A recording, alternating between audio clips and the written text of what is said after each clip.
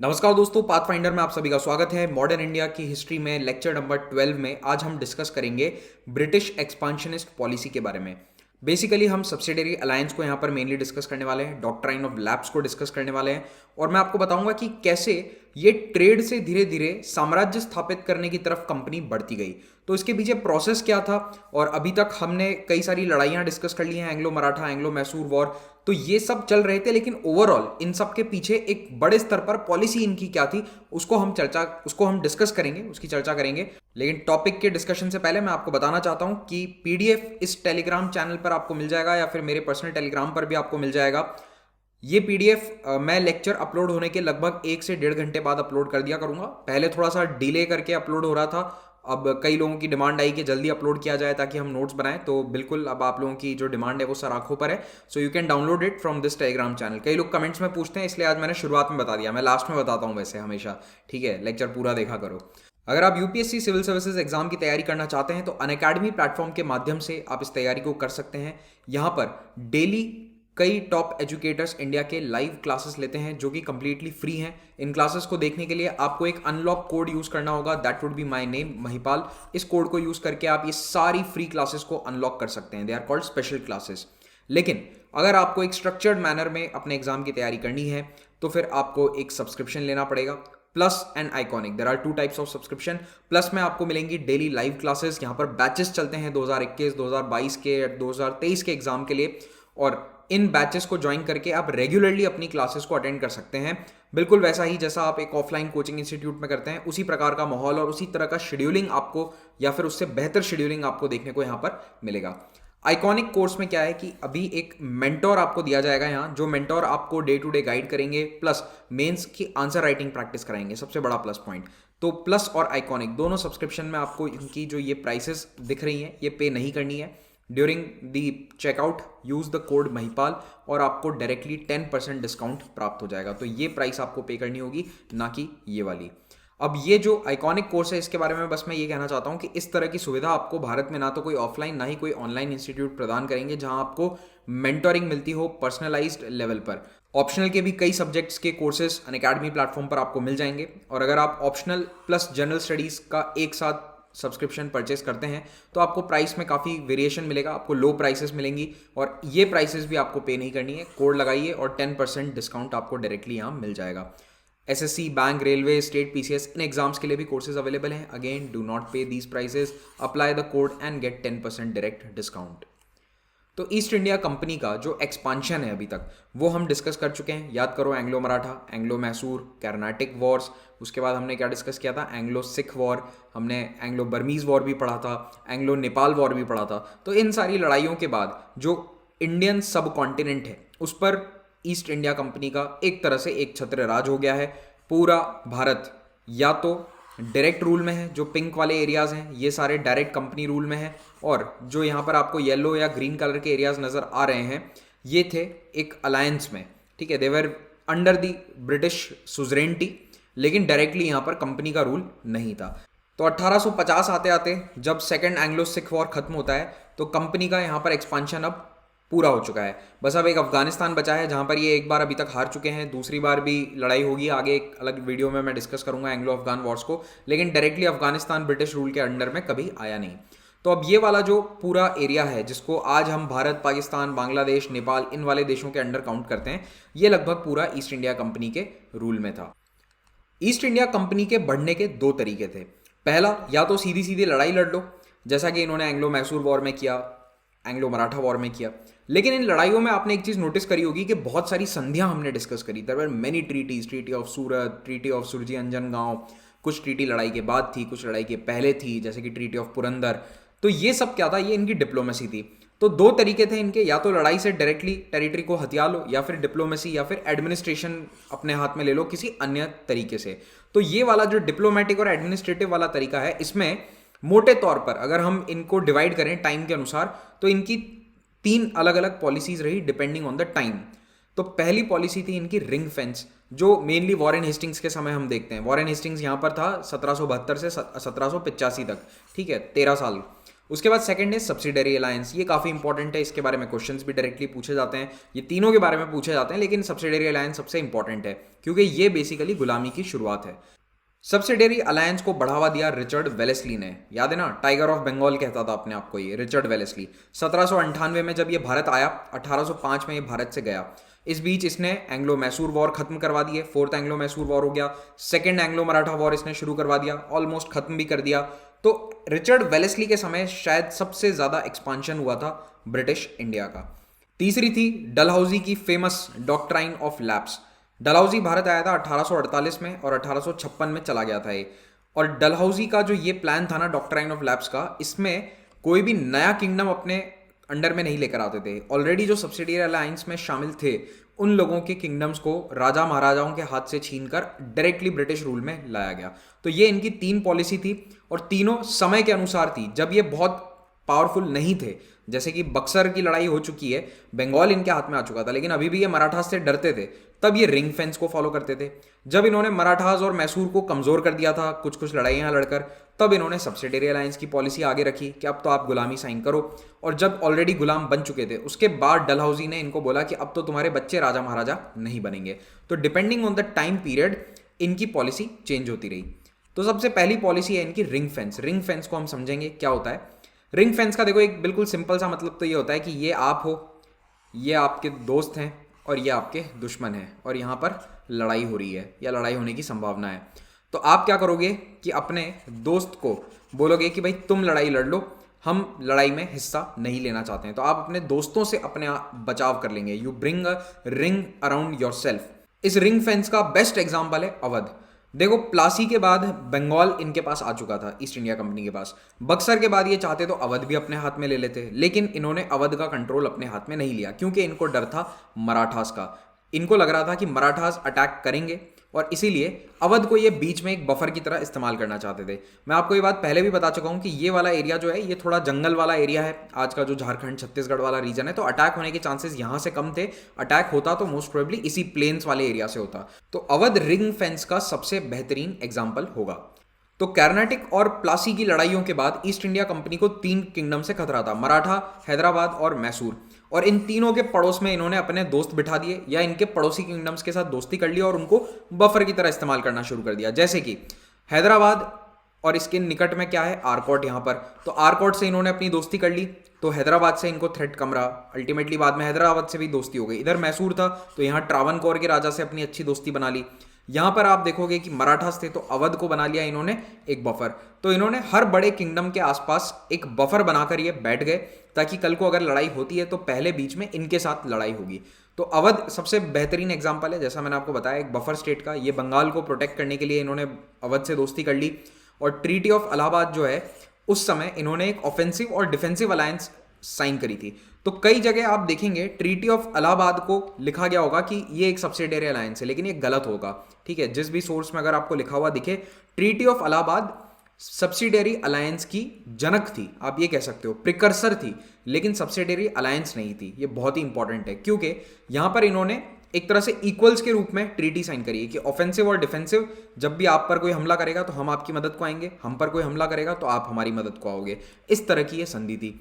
हाँ, east India company के जो ट्रूप्स हैं, सेनाएं हैं, वो अवध में रहेंगी डिफेंस के लिए, और शुजा उद दौला यानी कि अवध का नवाब उनके लिए पैसे देगा इन ट्रूप्स के लिए, जो ईस्ट इंडिया कंपनी के जो फौज है जो अवध में रहेगी। तो ये ऑफेंसिव और डिफेंसिव अलायंस जो है, यहीं से सब्सिडियरी अलायंस की शुरुआत होती है। यहीं से इनको आइडिया आता है, इनको लगता है कि ये हम और भी जगह इंप्लीमेंट कर सकते हैं, लेकिन this is not exactly subsidiary alliance. Subsidiary alliance की फॉर्मल शुरुआत होती है 1798 में, 1798 में, जब रिचर्ड वेलेस्ली भारत आता है। तो 1797-98 तक जो दो सबसे बड़े चैलेंजर्स थे ईस्ट इंडिया कंपनी के सामने, मैसूर और मराठा, ये दोनों कमजोर हो चुके हैं। मैसूर, याद करो, थर्ड एंग्लो मैसूर वॉर में बहुत बुरी तरह हार चुके हैं। Marathas first Anglo Maratha war इतना डिसाइसिव नहीं था, इनके लिए कोई बहुत बड़ी हार नहीं थी मराठास के लिए, लेकिन कमजोर ये डेफिनेटली हुए थे। और 1790s में तो बिल्कुल कमजोर होना शुरू हो गए थे। दोनों का पावर डिक्लाइन हो चुका था, मैसूर का तो काफी डिक्लाइन हो गया था। तो इसलिए इनको लगा कि अब ये वक्त आ गया है कि जब हमें मैसूर मराठा से खतरा नहीं है, तो इनके जो पड़ोसी हैं, जो हमारे मित्र थे, क्यों ना उनको हम गुलामी के अंदर ले लें, सब्सिडियरी अलायंस बना लें उनके साथ। और ये प्रॉफिटेबल भी था क्योंकि उन राज्यों का रॉ मटेरियल्स अब इनके लिए अवेलेबल है। व्यापार तो पहले से भी कर सकते थे, अब और आसान हो जाएगा। तो इसीलिए रिचर्ड वेलेस्ली ने, बंगाल टाइगर ने, जो अपने आप को ये कहता था, उसने कहा कि चलो अब सब्सिडरी अलायंस सबको भेज देते हैं। तो अचानक से एक दिन सबके पास ऑफर लेटर गए कि आपको सब्सिडरी अलायंस में शामिल होना है। सब्सिडरी का मतलब क्या होता है, ठीक है? सब्सिडरी का मतलब यह है कि अब आप ईस्ट इंडिया कंपनी के रूल के या फिर ब्रिटिश रूल के सब्सिडरी हो। आप हमारे साथ एक संधि साइन कर रहे हो, अलायंस साइन कर रहे हो, लेकिन you will be subsidiary to us, कि अब आपके काफ़ी सारे अधिकार हमारे हाथ में आ जाएंगे। कौन कौन से अधिकार, वो मैं आपको आगे बताता हूँ। तो इस सब्सिडरी अलायंस के सिस्टम में जो भारत के राजा महाराजाओं के जो स्टेट्स थे, जिनको अब से हम प्रिंसली स्टेट्स कहेंगे, ये बन जाएंगे प्रोटेक्टेड स्टेट्स। तो इनकी जो सुरक्षा है वो ईस्ट इंडिया कंपनी के हाथ में चली जाएगी। तो अगर आप अपनी सुरक्षा किसी और को दे देते हो तो फिर वो ताकत क्या बन जाती है, पैरामाउंट पावर। तो ये वो काल शुरू हो जाता है जब ब्रिटिश पैरामाउंटेसी शुरू हो जाएगी। तो पैरामाउंट पावर मतलब कि इस देश का या फिर इस जमीन का सबसे बड़ा पावर कौन है, east India company. So they will be called Paramount power from now on. तो ये संधि वगैरह में इसी तरह के शब्द इस्तेमाल करते थे कि हम पैरामाउंट पावर हैं, आप हमारे पूछे बिना या पैरामाउंट पावर को पूछे बिना कुछ नहीं करोगे। तो पैरामाउंट पावर, जैसे पहले मुगल साम्राज्य था बहुत टाइम के लिए, ज़्यादातर जो स्टेट्स थे, कुछ ज़्यादातर स्टेट्स, भारत के सारे नहीं, मुगल सब्सिडरीज बन गए थे। तो पैरामाउंट पावर अब रिप्लेस होकर बन गया है नेक्स्ट ईस्ट इंडिया कंपनी। बदले में इन प्रिंसली स्टेट्स को क्या मिला, एक तो इन पर कोई भी बाहर से हमला नहीं करेगा, ना तो ईस्ट इंडिया कंपनी करेगी, ना तो आपका कोई दूसरा अड़ोसी पड़ोसी जिसके साथ आप सालों से लड़ते आए हो वो भी आप पर हमला नहीं करेंगे, क्योंकि सब ईस्ट इंडिया कंपनी के सब्सिडियरी अलायंस में है और बिना उनसे पूछे कोई लड़ाई नहीं कर सकता है। तो आपकी टेरिटरी बिल्कुल सुरक्षित है। आपको बस क्या करना है, पैसा देना है। किसके लिए, इनके जो सैनिक हैं, कंपनी के जो सैनिक होंगे, आपकी सुरक्षा के लिए हम उनको रखेंगे, उनके लिए आपको पैसा देना पड़ेगा। फिर ये जो राज्य हैं जैसे मराठास हो गए, अब इनको मना कर दिया गया कि आप किसी भी यूरोपियन पावर स्पेशली फ्रेंच के साथ डील नहीं कर सकते, क्योंकि मराठा, मैसूर, ये सब फ्रेंच की बहुत मदद लेते थे। इनफैक्ट मैसूर की आर्मी में तो बहुत सारे फ्रेंच आर्मी जनरल्स भी थे, सिख एम्पायर में भी ऐसा था। तो फ्रेंच जो हैं ये बहुत जगह ईस्ट इंडिया कंपनी के ऑपोजिट लड़ाई लड़ते पाए जाते थे, इंडियन प्रिंसेस या इंडियन महाराजाओं को सपोर्ट करते हुए। तो इससे रोकने के लिए, इस पूरी समस्या का निदान यही था कि सब्सिडियरी अलायंस में क्लॉज डाल दिया गया कि आप किसी यूरोपियन पावर के साथ किसी भी प्रकार का रिश्ता नहीं रखोगे। फिर आप किसी भी अन्य राज्य के साथ पॉलिटिकल कनेक्शन नहीं कर सकते, इंडियन स्टेट्स के साथ भी नहीं। यानी कि जब तक ब्रिटिश परमिट नहीं करते तब तक ग्वालियर और इंदौर, यानी कि सिंधिया और होलकर, ये भी आपस में किसी तरह की संधि या फिर लड़ाई नहीं कर सकते। ना तो एक दूसरे पर हमला कर सकते हो, ना एक दूसरे के साथ संधि साइन कर सकते हो जब तक ब्रिटिश कहें, अगर आप दोनों सब्सिडियरी अलायंस में हैं। सब्सिडियरी अलायंस का एक और इंपॉर्टेंट क्लॉज ये था कि जो भी राज्य इस संधि को साइन करता है उसको अपने राज्य में ईस्ट इंडिया कंपनी के सैनिकों को तैनात करवाना जरूरी था। तो ब्रिटिश ट्रूप्स आपकी धरती पर रहेंगे और उनका खर्चा आप दोगे, और उनको लीड कौन करेगा, ब्रिटिश ऑफिसर्स। और कई राज्यों को यह कह दिया गया कि आप अपनी आर्मी पूरी तरह से डिसबैंड कर दो, आप अपनी लोकल आर्मी को खत्म कर दो। और इससे क्या होगा कि कभी भी बगावत अगर किसी राजा का करने का मन हो गया तो उसके पास आर्मी ही नहीं रहेगी। कई जगह ये किया गया कि आपकी जो आर्मी है उनको अब ब्रिटिश ऑफिसर्स लीड करेंगे। तो ये कई तरीके थे जिससे इन किंगडम्स को कमजोर कर दिया गया। फिर उसके बाद एक ब्रिटिश रेजिडेंट रहेगा दरबार में, और उस रेजिडेंट के पूछे बिना, उस रेजिडेंट की परमिशन के बिना आप कुछ भी नहीं कर सकते। और ये ब्रिटिश रेजिडेंट जो हैं ये कई जगह बहुत स्ट्रिक्ट होते थे, लेकिन कई रेजिडेंट्स ने इतिहास भी लिखा है, क्रॉनिकल्स भी लिखे थे। जैसे कि आपको एग्जांपल देता हूँ कि अवध की काफ़ी सारी हिस्ट्री जो है वो वहाँ पर रेजिडेंट था, उसने लिखी थी। उसने कंटेम्प्रेरी हिस्ट्री लिखी थी। मैं ये नहीं कह रहा कि उसने सदियों की हिस्ट्री लिख दी, लेकिन कंटेम्प्रेरी हिस्ट्री थी। कई जगह पर रेजिडेंट्स ने पुरानी हिस्ट्री भी लिखी थी। फॉर एग्जांपल राजस्थान की जो हिस्ट्री है उसको कर्नल टॉड ने लिखा था। तो टॉड क्या था, ये रेजिडेंट ही था जो उदयपुर भेजा गया था मेवाड़ किंगडम में, और उसने वहाँ पर जाकर अपना समय इस काम में लगाया कि हिस्ट्री लिखनी उसने शुरू कर दी। लेकिन कई रेजिडेंट्स इतना आर्टिस्टिक नहीं हुआ करते थे, जैसे कि एल्फिंस्टन, याद करो, उसका पेशवा पर बहुत टाइट कंट्रोल था पूना में, और वो एक रीज़न था थर्ड एंग्लो मराठा वॉर को शुरू करने के लिए। और ये रेजिडेंट जिन शहरों में जाकर रहने लगे तो इन्होंने अपने वहाँ अलग घर बनाए, उन एरिया को कई बार रेजिडेंसी कहा जाने लगा। तो आज भी आप देखोगे कि उत्तर और मध्य भारत के कई शहरों में आपको रेजिडेंसी रोड मिल जाएगी, या रेजिडेंसी एरिया का नाम होगा जहाँ पर ब्रिटिश रेजिडेंट किसी समय में रहा करता था। और ये रेजिडेंट दरबार का एक बहुत इंपॉर्टेंट हिस्सा हो गया था, इसके परमिशन के बगैर कुछ भी काम नहीं होता था। फिर यूरोपियंस को दरबार में आप एंट्री नहीं दोगे किसी भी प्रकार की सर्विस में। आप चाहे आर्मी में आप अपना जनरल बनाना चाहते हो, चाहे आप उसको चपरासी रखना चाहते हो, आप नहीं रख सकते। तो कोई भी फ्रेंच, डच, पोर्चुगीज, इन लोगों को आप नौकरी नहीं दोगे।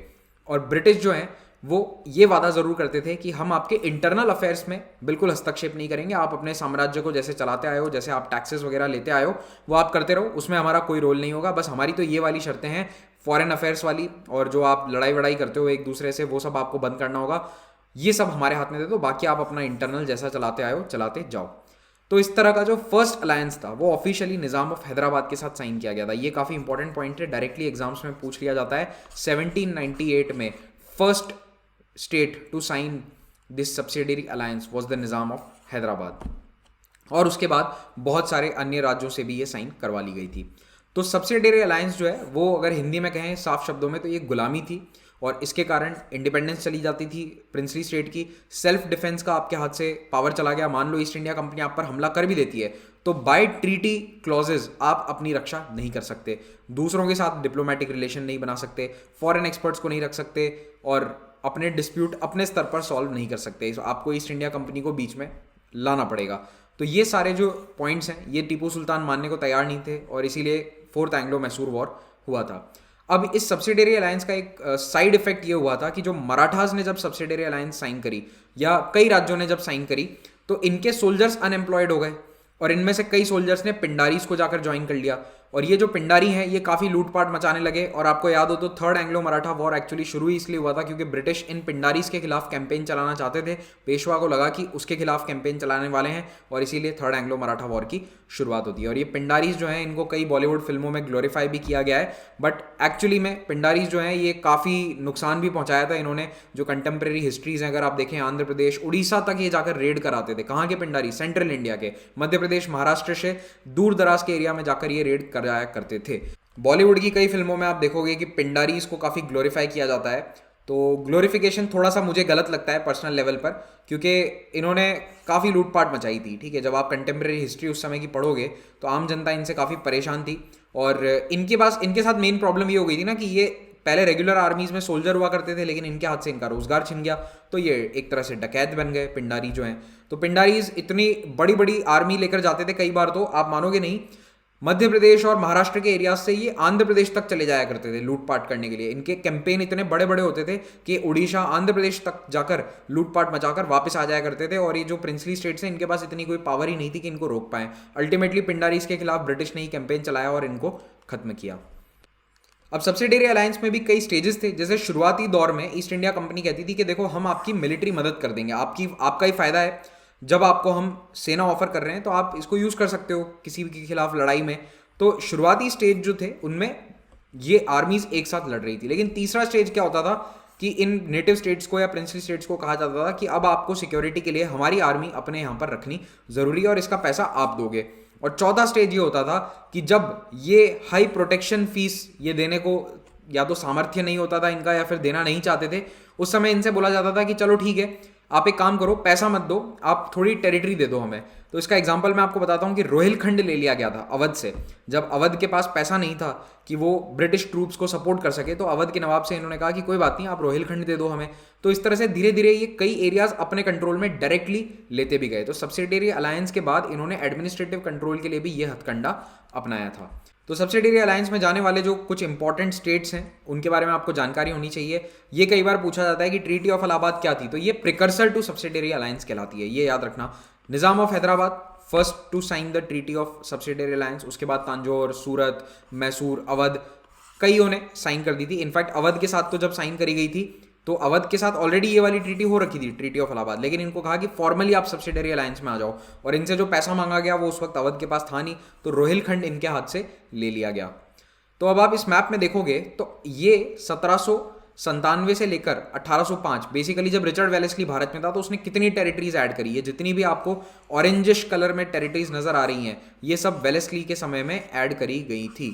तो वेलेस्ली ने काफ़ी टेरिटोरियल एक्सपांशन करवाया था, और 1801 में आप देखो आर्कॉट ट्रीटी साइन कर लेता है सब्सिडियरी अलायंस की। 1802 में गायकवाड़ और पेशवा, ये एंग्लो मराठा वॉर की शुरुआत हो रही है, second Anglo Maratha war. Scindia और भोसले 1803, 1810 से 1820 के बीच में लगभग सारे राजपूत स्टेट्स ने भी ये साइन कर ली, और 1818 में होलकर्स ने भी। 1805 में जब रिचर्ड वेलेस्ली भारत छोड़कर गया तो वो पीछे काफ़ी बड़ा एम्पायर छोड़कर गया था। पिंक कलर के जितने भी एरियाज आपको दिख रहे हैं ये सब डायरेक्ट ईस्ट इंडिया कंपनी के रूल में आ चुके थे। बंगाल, बिहार, बुंदेलखंड, रोहिलखंड, ये सब इनके पास थे। यहाँ पर सरकार्स वाला एरिया, यहाँ पर कर्नाटक का एरिया, इधर मैंगलोर के आसपास का कोस्टल एरिया, यहाँ पर कोंकण कोस्ट भी पूरा मराठास के पास था। लेकिन मराठास अब किस में है? सब्सिडरी अलायंस में है। तो बेसिकली इनकी पॉलिसी थी, इनका डिज़ाइन था ये कि कोस्टल इंडिया पूरा अपने कंट्रोल में ले लो, ताकि ये वाले जितने भी किंगडम्स हैं, चाहे निज़ाम हो, मैसूर हो या मराठास हो, ये कभी भी विदेशी ताकतों से हेल्प ना ले सके। जैसे फ्रेंच, पोर्चुगीज, डच, इनके जहाज कभी भी यहां तक ना पहुंच सके, कोई भी बाहर से मदद ना आ सके, ये इनकी पॉलिसी थी। और ट्रेड तो पूरा कंट्रोल हो ही जाएगा। अगर आपके पास कोस्ट का कंट्रोल है तो ट्रेड आपके हाथ में है। अब अगर निज़ाम को भी व्यापार करना है, कोई फॉरेन सामान भेजना है, तो उसको अंग्रेजों के थ्रू भेजना पड़ेगा। पहले उल्टा होता था, 50 साल पहले तक ये परमिशंस निज़ाम से ये लेते थे, अब परमिशन निज़ाम को इनकी लेनी पड़ेगी। तो ये एक कोस्टल एरियाज को कंट्रोल करने की इनकी डिज़ाइन थी।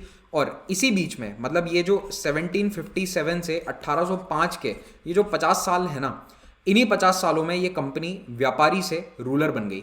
अब यहाँ पर मुझसे एक डाउट सेशन में लाइव क्लास में पूछा था एक स्टूडेंट ने कि क्या इनको रूलर बनना था। तो देखो ऐसा है कि बनने तो ये रूलर नहीं आए थे, आए तो थे व्यापार करने।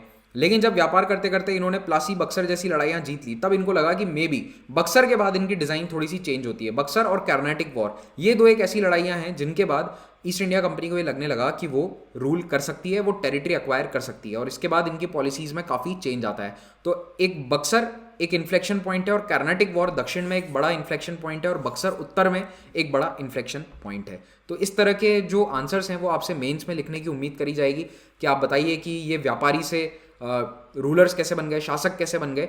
तो आपको ये पूरी कहानी संक्षेप में बतानी होगी कि कैसे इन्होंने धीरे धीरे एक एक लड़ाई के बाद अलग अलग प्रकार की संधि करी। शुरुआत में इनका टारगेट ये था कि व्यापार बढ़ाएं, लेकिन फिर बाद में ये सिक्योरिटी पॉइंट ऑफ व्यू से सोचने लगे। जैसे बक्सर के बाद इनको लगा कि नहीं, मराठास अटैक करके हमको भगा ना दें, बंगाल हमारे हाथ से छिन ना जाए। तो इसीलिए इन्होंने इस तरह की ट्रीटीज़, ऑफेंसिव डिफेंसिव अलायंसेस जैसी बातों के बारे में सोचना शुरू किया। प्लासी तक इस तरह की बारे में वो इस तरह की ट्रीटीज़ के बारे में वो नहीं सोचते थे, और मराठास या मैसूर से टक्कर लेने की इनकी डायरेक्ट हिम्मत नहीं थी। तो सब्सिडियरी अलायंस के फायदे क्या क्या हैं अंग्रेजों के पॉइंट ऑफ व्यू से देखो तो? English became the supreme Paramount power. इनके पास अब बहुत सारे रिसोर्सेज हैं। मतलब आप देख रहे हो मराठास वाला जो ये एरिया है ना, ये इंडिया का सबसे बेस्ट कॉटन प्रोड्यूसिंग एरिया है, डेक्कन प्लेटू। अब ये पूरा इनके कंट्रोल में आ गया है। तो यहाँ से जितना चाहे कॉटन आप एक्सपोर्ट करो, मैनचेस्टर की मिलों में कपड़ा बनाओ और फिर से यहीं भारत लाकर बेचो। तो इससे एक तो इनको बहुत ट्रेड में बेनिफिट मिला, और इंग्लिश को इसमें भी फ़ायदा मिला कि ये इंडियन रूलर्स के ऊपर डायरेक्टली कंट्रोल अपना जमा पाए। फिर इनको एक बड़ी अच्छी आर्मी मिल गई। तो कुछ राज्यों की तो इन्होंने आर्मी डिसबैंड करवा दी, लेकिन कई जगह इन्होंने आर्मी अपने अंडर में ले ली। तो इनको एक बैठे बिठाए बढ़िया इंडियन आर्मी मिल गई। तो एक राज्य से ये हाथ मिलाते थे, जैसे अवध से, और फिर उनकी आर्मीज को यूज़ किया जाता था मराठास के अगेंस्ट। मैसूर से कुछ समय के लिए दोस्ती कर ली, या मराठास से कुछ समय के लिए दोस्ती करके मैसूर के खिलाफ उनकी आर्मी यूज़ कर ली। तो ये काम इन्होंने काफ़ी किया, और इंडियन आर्मीज़ की बदौलत ही ये अपना एम्पायर यहाँ पर स्थापित कर पाए।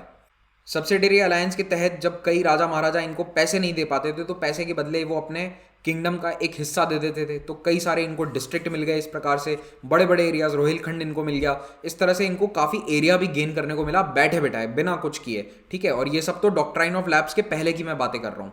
फिर अगर हम डीमेरिट देखें, तो डीमेरिट मोस्टली भारत की नज़र से या दृष्टिकोण से होंगे। तो जो प्रिंसली स्टेट्स थे, एक तो उनकी इज्जत थोड़ी कम हो गई क्योंकि अब वो गुलाम हो चुके थे। फिर दूसरा, ये जो पैसा इनसे मांगा जाता था ना, ये काफ़ी ज़्यादा था, और इतना ये अफोर्ड नहीं कर सकते थे। पहले से ही तो ब्रिटिश के खिलाफ लड़कर अपनी तिजोरियाँ खाली कर चुके थे, अब ऊपर से पैसा भी दो। तो इनको क्या पैसा लेने के लिए सोर्स मिला? अपने ही लोग। तो इनको इन्होंने टैक्स करना शुरू किया। तो टैक्सेस कई प्रिंसली स्टेट्स में काफ़ी बढ़ा दिए गए, और ये लोगों के लिए काफ़ी नुकसानदायक था। फिर इनको अपनी खुद की आर्मीज़ हटानी पड़ी। जैसे मराठास को इन्होंने कहा था कि अपनी आर्मीज़ को डिस्बैंड करो, तो वहाँ से कई सारे पिंडारी जो हैं वो अब लूटपाट मचाने लगे, क्योंकि उनके पास कोई जॉब नहीं था परमानेंट। फिर जो लोकल रूलर्स थे, अब इनको पता था कि सिक्योरिटी की तो हमें कोई चिंता है नहीं, पड़ोसी हम पर कभी अटैक करेगा नहीं, जो सिक्योरिटी देखनी है वो सारी ईस्ट इंडिया कंपनी को देखनी है। तो ये काफ़ी इररिस्पॉन्सिबल हो गए। कईयों के बिहेवियर अच्छे नहीं थे, लड़ाई वड़ाई इन्होंने बिल्कुल छोड़ दी, नाच गाने में इंटरेस्टेड हो गए पूरी तरह से। जैसे अब अवध के नवाब थे वाजिद अली शाह, अब वाजिद अली शाह केवल डांस वांस में, कथक में इंटरेस्टेड थे। अब आप अगर आर्ट एंड कल्चर के पॉइंट ऑफ व्यू से सोचते हो तो वो अच्छी बात है कि भाई कथक को उन्होंने पूरा रिवाइव करवा दिया। कथक उन्हीं के कारण इनफैक्ट आज भी चल रहा है। लेकिन अगर आप एक गवर्नेंस पॉइंट ऑफ व्यू से देखते हो तो ये काफ़ी गलत था कि राजा जो थे या फिर जो नवाब्स थे, they were not very good at governance, क्योंकि उनको ज़्यादा प्रॉब्लम भी नहीं थी, टेंशन भी नहीं थी कि गवर्नेंस की, और कईयों की जो मतलब आदतें हैं वो भी बिगड़ गई थी, दारू वारू ज़्यादा पीने लग गए थे, इस तरह की चीज़ें हुई थी। ठीक है, अब यहाँ पर एक चीज़ ध्यान रहना, जैसे वाजिद अली शाह को इसमें हमेशा एग्जाम्पल के तौर पर बुक्स में भी आप देखेंगे उन्हीं का नाम आता है। तो एक्चुअली क्या है कि जैसे वाजिद अली शाह को अंग्रेज थोड़ा ज़्यादा बुरा बनाना चाहते थे, क्योंकि जितना ज़्यादा राजा को बनाया जाएगा बुरा, उतना वहाँ की जनता ये चाहेगी कि हमको तो राजा हटाकर डायरेक्ट ईस्ट इंडिया कंपनी के रूल में ले लो, कम से कम ये इस तरह के नाटक तो खत्म होंगे राजा महाराजाओं के। तो ये थोड़ी सी बढ़ा चढ़ाकर भी इन्होंने कहानियाँ प्रस्तुत करी थी, लेकिन हाँ, वाजिद अली शाह ने डेफिनेटली कथक को काफ़ी प्रमोट किया था, काफ़ी बेनिफिट किया था। ठीक है, बिकॉज वो करते ही यही थे, लिखते रहते थे या तो पोइट्री या फिर कथक वगैरह करते रहते थे। और फाइनली इनको लड़ाई लड़ने की अनुमति नहीं थी, लेकिन फिर भी कई प्रिंसली स्टेट्स के राजा महाराजा इंट्रीग करते रहते थे, यानी कि प्लॉट करते रहते थे बैठ करके, उसको कैसे नीचा दिखाऊं मैं, मेरे पड़ोसी राजा जो हैं उनकी कैसे इज्जत कम हो जाए, उनको पैसे कम मिल जाएं, या कुछ ना कुछ ब्रिटिश की नज़र में उनकी इज्जत कम हो जाए, इस तरह की चीज़ें काफ़ी चलती रहती थी। अब आते हैं हम डॉक्ट्राइन ऑफ लैप्स पर। तो डॉक्ट्राइन ऑफ लैप्स क्या है? ये कोई डॉक्टर का नुस्खा नहीं है। डॉक्ट्राइन का मतलब बेसिकली पॉलिसी होता है, और लैप्स का मतलब है कि अगर वहाँ पर कोई स्थान खाली रह गया तो वो लैप्स हो जाता है। जैसे आपने सुना होगा कि बजट लैप्स हो गया, अगर किसी पर्टिकुलर डिपार्टमेंट को एक साल में इस्तेमाल करने के लिए 1 करोड़ रुपए दिए गए और उन्होंने केवल 50 लाख का इस्तेमाल किया, तो बाकी के 50 लाख रुपए लैप्स हो जाते हैं। तो ये उसी तरह का एक सिस्टम है जहाँ पर अगर आपकी गद्दी का कोई वारिस नहीं है, बायोलॉजिकल वारिस नहीं है, तो आपकी गद्दी लैप्स हो जाएगी। एकदम सिंपल तरीके से बताऊं तो ये है डॉक्ट्राइन ऑफ लैप्स। तो देखो, हिंदू मान्यताओं के अनुसार क्या होता है कि अगर किसी का बच्चा नहीं होता है तो फिर वो अपने परिवार में से किसी का बच्चा गोद ले लेते थे, और ये एक पुरानी परंपरा थी जो कई राजा महाराजा फॉलो करते थे। जिनका बेटा नहीं होता था वो अपने परिवार में भाई का या आसपास के किसी रिश्तेदार का बच्चा गोद ले लिया करते थे, और उस बच्चे को उनका लीगल वारिस माना जाता था, और वहीं से वो लाइन आगे कंटिन्यू हो जाती थी। अब 1848 में जब डलहौजी भारत आया गवर्नर जनरल बनकर, तो उसने ये देखा कि यार बहुत सारे प्रिंसली स्टेट से जहाँ पर बच्चा नहीं हो रहा राजा को, है ना, और गोद लेकर ये तो अगला राजा बनाकर जा रहे हैं, तो उसने दिमाग लगाया कि इसमें हमारे पास अपॉर्चुनिटी है ना। उसने कहा कि यहाँ पर अपॉर्चुनिटी ये है कि हम डिफरेंशिएट कर देते हैं कि आप बच्चा गोद लोगे, कोई भी राजा महाराजा नवाब अगर बच्चे को गोद लेता है तो उसको पर्सनल प्रॉपर्टी तो मिल जाएगी राजा महाराजा की, उसका पैलेस उसका या कोई पर्सनल ज़मीन उसकी हो जाएगी, लेकिन राज्य को गवर्न करने का अधिकार उसका नहीं होगा, क्योंकि डलहौजी के अनुसार कि आप अपना गवर्न करने का अधिकार तो हमें दे चुके हो, अब आपकी फैमिली में अगला कौन गवर्न करेगा ये तो हम डिसाइड करेंगे ना। अगर आपका बायोलॉजिकल बच्चा है तो ठीक है, अगर बायोलॉजिकल नहीं है तो फिर उस गद्दी पर कौन बैठेगा ये हम डिसाइड करेंगे, क्योंकि हम पैरामाउंट पावर हैं, आप नहीं हो। तो उसने ये डिफरेंशिएट कर दिया दोनों कि बच्चे को आप गोद ले लो, कोई दिक्कत नहीं है, उसके नाम पे अपना घर वर कर दो, प्रॉपर्टी कर दो, इसमें भी कोई दिक्कत नहीं है, लेकिन ऐसा नहीं है कि पूरे झांसी किंगडम आप अपने बच्चे के नाम पे कर दोगे, दत्तक पुत्र के नाम पे कर दोगे, ये नहीं चलेगा। तो अडॉप्टेड सन जो है वो केवल प्राइवेट प्रॉपर्टी का हिस्सेदार है, ना कि पूरे साम्राज्य का, ना कि किंगडम का। ये रूल लेकर आया डलहौजी। उसने कहा सबको चिट्ठी लिखकर, जहाँ भी बच्चे नहीं हो रहे थे, कि देखो आपका कोई बच्चा नहीं हुआ है, गोद वोद लेने से पहले हमसे परमिशन लोगे, और ये कोई गारंटी नहीं है कि आपका गोद लिया हुआ बच्चा आपके साम्राज्य में अगला राजा बनेगा, हम डिसाइड करेंगे, आप हमें चिट्ठी लिखो, हम बताएंगे कि राजा बनेगा या नहीं। अल्टीमेटली उसका एम क्या था कि जितना हो सके किंगडम्स को अपने अधीन ले लो, है ना, जितने एरिया को चाहो अपने डायरेक्ट कंट्रोल में ले लो, वो बेटर रहेगा, ऐसा डलहौजी की सोच थी। पहले इनकी सोच ऐसी नहीं थी, पहले इनको लगता था कि लोकल एडमिनिस्ट्रेशन ये करते रहे, हमें क्या दिक्कत है, हमें तो पैसा चाहिए, व्यापार चाहिए, वो मिल रहा है। लेकिन डलहौजी ने आकर ये सोच बदल दी, क्योंकि डलहौजी अब ये देखने लग गया था कि मैं गवर्नर जनरल हूँ भारत का, यहाँ पर एक बड़ा एम्पायर बन रहा है पूरा, तो है ना, इसमें जितना एरिया हो सकता है होमोजिनस होना चाहिए, एक जैसा शासन होना चाहिए, ये उसकी सोच थी। और हाँ, बाय द वे डलहौजी ने कहीं से तो कोई पुराण वुराण के अंदर से कहीं से कुछ उसने सोर्स भी निकाल दिया था, सबको सोर्स चिपका दिया उसने कि देखो आपके यहाँ पर लिखा हुआ है कि ये दत्तक पुत्र आपका असली वारिस नहीं हो सकता है। उसने Hindu law of succession quote करना शुरू किया, जबकि ट्रेडिशन के अनुसार पिछले कई सदियों से ये चला आ रहा था कि दत्तक पुत्र को, गोद लिए हुए पुत्र को साम्राज्य सौंप दिया जाता है। तो डलहौजी ने एक एक करके बहुत सारे राज्यों को एनेक्स कर दिया, और वहां पर उसने राजा महाराजा की जगह ब्रिटिश चीफ कमिश्नर बिठाने शुरू कर दिए। और आप देख रहे हो कि ये अब क्या है, this is equivalent to a central authority. जैसे आज भारत है, तो भारत में एक सेंट्रल अथॉरिटी है, यूनियन गवर्नमेंट, और वो अपनी तरफ से गवर्नर्स को नियुक्त करती है। तो कुछ कुछ ये उसका एक प्रिकर्सर जैसा सिस्टम आप यहाँ पर कह सकते हो। सेंट्रलाइज कंट्रोल है, लेकिन चीफ कमिश्नर लोकल एरिया में रूल कर रहे हैं। तो एग्रेसिव एक्विजिशन के पीछे या डलहौजी के इस पॉलिसी के पीछे दो रीजन थे। पहला ये कि डलहौजी को लगता था कि मान लो अगर कभी रशिया अटैक कर दे, और ये सिख एम्पायर है जहां पर हमने बच्चों को बिठा रखा है गद्दी पर, कल को ये हमारी मदद करने से मना कर दे तो हम क्या करेंगे। तो इंपीरियल डिफेंस के लिए, यानी कि ब्रिटिश एम्पायर के डिफेंस के लिए ये पॉलिसी बहुत ज़रूरी है। कि सारा शासन हमारे हाथ में आए। दूसरा, कई राज्यों से इस तरह की कंप्लेन आ रही थी कि वहाँ के राजा महाराजा अच्छे नहीं है, तो इससे क्या है कि लोगों को खुश किया जा सकता है। डलहौजी को ऐसा लगता था कि लोग ब्रिटिश रूल से, ब्रिटिश हुकूमत के अधीन ज़्यादा खुश रहेंगे, तो इससे हम लोगों का गुडविल जीत लेंगे। जैसे अवध में उसने यही बहाना यूज़ किया कि अवध के लोग आपसे खुश नहीं है, गवर्नेंस अच्छी नहीं है, तो वाजिद अली शाह को बोला कि अब आप रिटायर हो जाओ।